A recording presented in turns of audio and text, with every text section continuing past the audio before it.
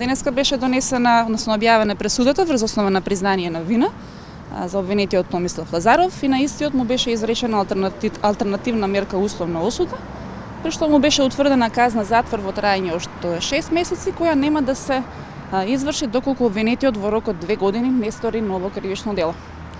За појаснување, за кривичното дело насилство од член 386 став 2, што му се ставаше на товар на обвинетиот, е предвидена казна затвор во траење од 6 месеци до 5 години.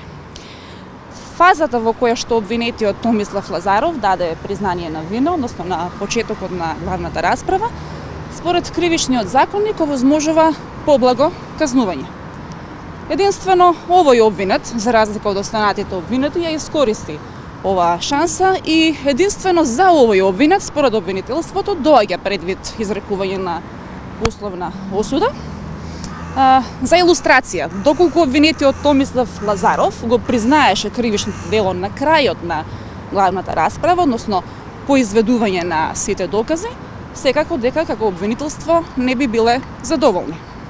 Од ова може да заклучите дека останатите обвинети кои што не ја признаа вината, гледано од наша обвинителска страна, ја немаат таа можност.